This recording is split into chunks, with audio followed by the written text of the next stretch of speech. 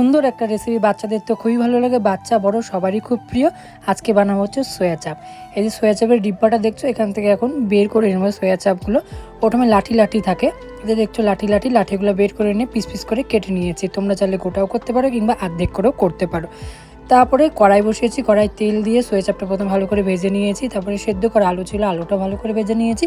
তারপরে কড়াইটা ভালো করে পরিষ্কার করে সেখানে তেল দিয়েছি, হিং সম্বাদ দিলাম, তারপরে একটু কাঁচা লঙ্কা সম্বাদ দিয়েছি আর জিরা সম্বাদ দিয়েছি। তারপরে দিয়ে দিলাম পেস্ট করা কাজু পেস্ট করেছি, আদা আর টমেটো পেস্ট করে রেখেছিলাম সেটা দিয়ে দিলাম। সেটা ভালো করে নাড়াচাড়া করার পরে দেখো মশলার গায়ে থেকে কিন্তু তেলটা ছেড়ে নিচ্ছে। যখনই মশলার গায়ে থেকে তেলটা ছেড়ে নেবে তখন ভাবা যে মশলাটা কষানো হয়ে গেছে। ভাজা আলু যেটা ছিল সেটা কিন্তু আমি এখানে দিয়ে দিব, ভালো করে নাড়াচাড়া করে নেব। এখানে স্বাদ মতো লবণও দিয়ে দেবো কিন্তু। তারপরে দিয়ে দেবো লাস্টে একটু হালকা উষ্ণ গরম জল দিয়ে একটু ঢেকে নিব। দেখো কি সুন্দর ঝোলটা আমার ফুটে উঠেছে। তারপরে ভাজা যে সোয়া চাপটা ছিল সেটা কিন্তু আমি এখানে দিয়ে দেবো। একটু আগেই দিয়ে দিচ্ছি কারণ রসটা ভেতরে ঢুকবে। তারপর কিন্তু হয়ে গেছে, আমি হচ্ছে গরম মশলা দিয়ে আমি নামিয়ে নিলাম।